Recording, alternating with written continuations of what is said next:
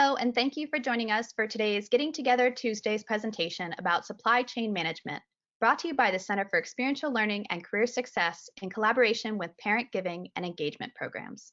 I'm Katie Ramirez, the Director of Career Services, and I'm excited to introduce Matt Johnson, Director of Supply Chain Strategy at HEB and Trinity Class of '99.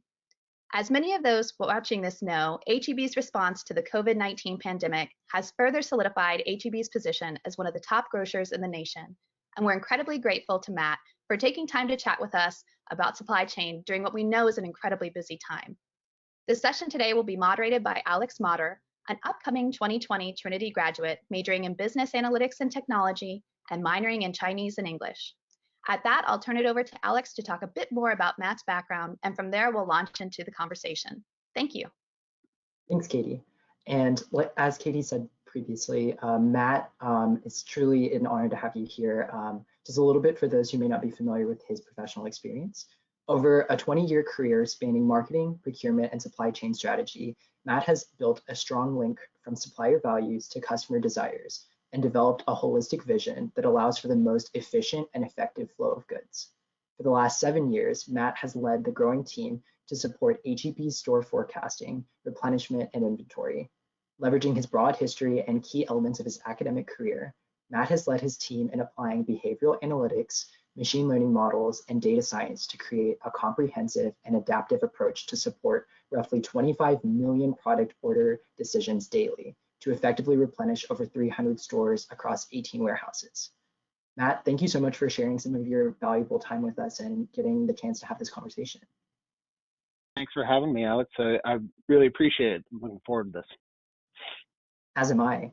Before I get started with my questions, I did want to ask briefly kind of what does your work from home situation look like, as I know that all of us are currently in a period of transition and adapting to this new normal. It's definitely been a challenge. You have a lot of moving parts across a lot of different systems and areas. You would assume that you would be able to integrate more effectively with your home life. And what I've simply found over the course of time is that work has consumed a good portion of my day. So as you're present with your family, it doesn't necessarily mean that you're there with your family all the time. So it's a learning in really kind of organizing your day around a normal work day is kind of a critical element I think, to successfully navigating into this work from home environment. Absolutely. I think those words ring true no matter what you're doing currently. So thank you so much for sharing your insight. I think is a great place to get started is kind of within the realm of HEB. If you could explain a little bit about kind of what does your particular role look like in the supply chain value chain of HEB? Sure. Yeah. So many supply chains across many companies have different verticals, and within HEB, ours is really broken into 4 different key areas for our flow of goods. Our first is the procurement side. And what procurement does is they basically navigate and build the relationships with key suppliers and vendors. Then they do a handoff for volume build, if you will, at our warehouses, basically to bring product into our warehouses. And that's our F&R team. And then there is a downstream replenishment team, which is my team, which is basically moving all of our product from our warehouses into our stores. And then lastly, we have our store operations teams. And basically what they do is once it comes in the back door, they're the ones that have to stock it, get it on the shelves, and make sure that it finds its way into customers' baskets. Thank you so much for sharing that. And I think that I'm sure that particularly with downstream replenishment, that so much of the current logistics that goes into operating during these times is being significantly impacted, and I'm sure is requiring a lot of innovative solutions. One really interesting thing that I was reading about was the way that brands are pivoting in order to be able to satisfy particular customer needs in this time. For example, I was reading that a couple of Texas beer distributors have actually been delivering eggs to your HEB stores.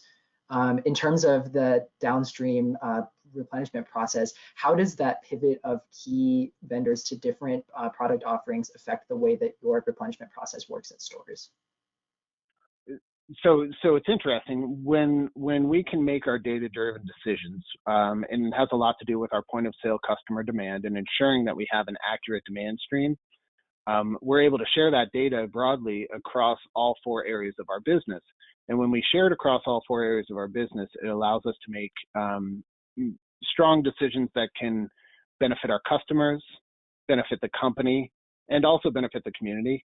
And I think when you're, Alex, when you're talking about the specifics of other companies that are offering us their services to really help with our supply chain, our transportation, it's actually kind of it's a mutual way in which we're able to help out each area of the community and each business within the community.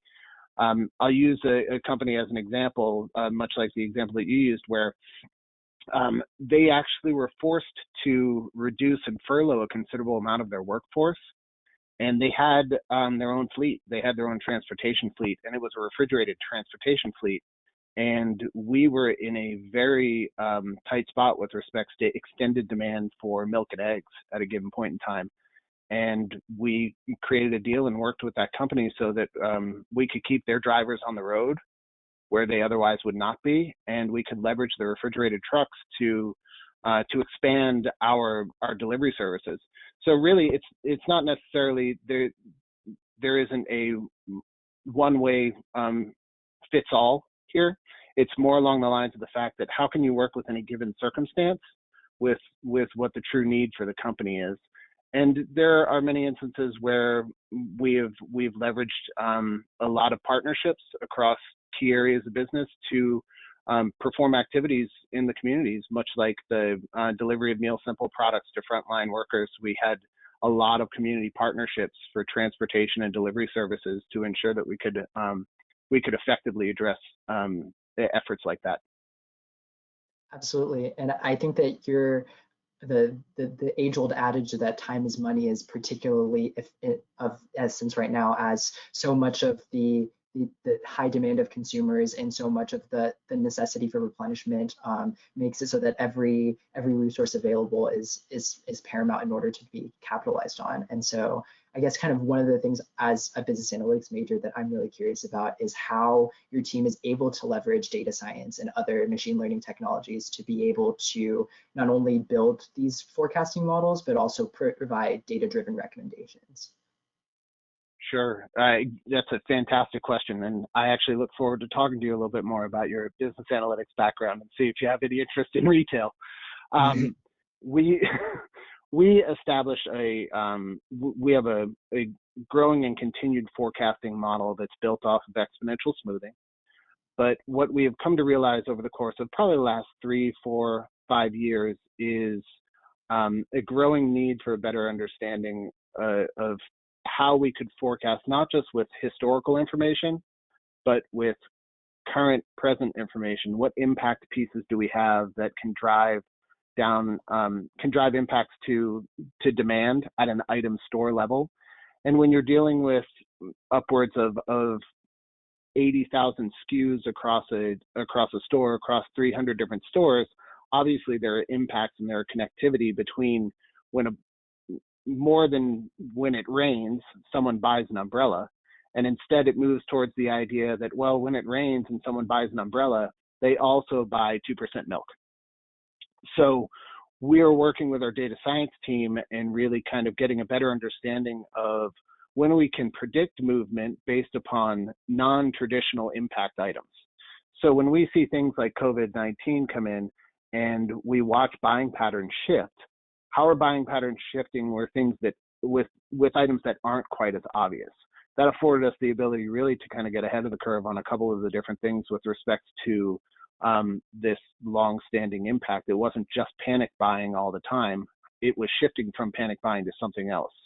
And the machine learning and artificial intelligence and models that we're able to build really afforded us the opportunity to transfer demand from one area to another area, and also to get a better understanding of what our forecasted demand shift might look like. Absolutely. I mean, various forms of this expression have existed for a long time, but when talking about recommendation systems like that, people often say the worst person to sell a refrigerator to is someone who just bought a refrigerator, and that a lot of times kind of those very intuitive, natural connections are things that obviously with the power of big convolutional neural networks or different algorithms being able to actually derive powerful insights that aren't necessarily obvious or intuitive to us is obviously going to help greatly benefit the way that the supply chain is able to efficiently operate. Exactly. I mean, in the kind of going off of something that you spoke to, the idea of kind of beyond panic buying, a lot of the nature of consumer purchasing changing during periods like this has been very interesting to observe, both as someone who's interested in data science, but also as someone who's a consumer myself. One of the really interesting ways that I think a lot of people's grocery shopping consumption habits have changed are the obvious closures of restaurants and the changes in the way that people's at-home dining experience have shifted. As before, it was estimated that Americans are typically eating out from the house about 50% of the time. And now, given kind of the closure of a lot of restaurants or available options, more people seem to be kind of looking to cooking or at-home solutions. And so, from your perspective, have you noticed any of those similar changes in the ways that people are purchasing within your stores? Most definitely. Yes, most definitely. I'll break it into three different areas, right? First, we had our panic buying, and from our perspective, from a replenishment perspective, that mirrors very much so what you would see with a natural disaster. People coming in, people wanting to make sure they're stocked up. I'll use the toilet paper example, where people were purchasing toilet paper while there actually was a lot of research that was showing that there was no link to toilet paper. There was no shortage of toilet paper. There was no link to toilet paper with respect to this pandemic. However, it was a panic buy that was occurring. We saw panic buying shift to long-term need, so a lot of shelf-stable product. And then as we started to see the shift away from external dining, we saw a lot more food preparation. So we're making changes on a daily basis with what our anticipated demand is going to end up being, but it also has a lot to do with we're extremely tied to current events. I don't know that I've been this linked into local government and Greg Abbott press conferences as I have been ever in my entire adult life, as I have been in the last couple of weeks. Because once he makes a change about the direction that the economy of Texas is going to go, we have to make plans to make an adjustment to what our demand stream is going to look like. Absolutely. And I think that obviously the news has become such an important facet of all of our lives, I think more so than it ever has been. And so I think that makes a lot of sense as to how a lot of people's daily consumptions are changing based off of the way that our economic and political circumstances change. I think kind of speaking to the idea of being able to be agile enough to make changes on a daily basis, from the actual workforce standpoint, how much has the day-to-day management or operations on the store level been changing in response to different updates or situational changes? Has the work remained pretty consistent throughout the pandemic, or has there been a lot of tweaking that's been necessary given different circumstances? Oh, so we have adjusted considerably. Whether it's sourcing changes, warehouse sourcing changes, because we run a very dense supply chain. And by that, I mean, we have 300 plus stores. It's all within basically 4 major metro areas that are all within a day's trek from any of our supply facilities. So we have had to really adapt and adjust very quickly, and that can change, that can adjust our sourcing, where we might move heavily moving product from one area of Texas and a distribution center that we have down to another area because we start to see demand movement. One of the really nice things, and I say that kind of tongue in cheek, in an environment like this, when you're trying to forecast out what demand is going to be and you're trying to replenish, and we have a very quick turnaround time for order at a store level to delivery at the store level, we're afforded a little bit of leeway to be able to get product in. There's not quite as much from our consumer, where they are maybe have the extreme high level of expectation because they understand the changing environment that everyone is in right now. And on the flip side of that too, we're given a chance to look at it and say, well, what just happened? If it just happened, is there the chance that we're going to see it happen again? And if there is, then we should make this plan. And if it isn't, what should we do to mitigate any losses if we want to make a decision and move forward with it? So we're more so than anything else, I would say right now we're forced to use a little bit of the immediate history to make decisions on what's going to happen tomorrow. As much as we leverage information and data and machine learning, there is still an element of it because it goes so up and down and it's built so much off of current events that it's forced us to kind of change a little bit of our behaviors to work a little bit off of immediate historical information as opposed to maybe a long-standing historical trend. Absolutely. I obviously one of the main principles and tenets of machine learning is the concept of using past performance to inform future behavior. And when we're living in times that are so abnormal from what we've encountered, I think it's very difficult to be able to, like you were saying, use past data as an informative future behavior. But I was reading, there was a really phenomenal piece in Texas Monthly about the HEB response to the pandemic. And when I was reading that, I was really fascinated to learn that you've had an emergency preparedness team since 2005. And a lot of the work that your team has put in place has really been able to prompt not only the agile response to the pandemic, but also to other disasters like the Hurricane Harvey a couple years ago on the Gulf Coast.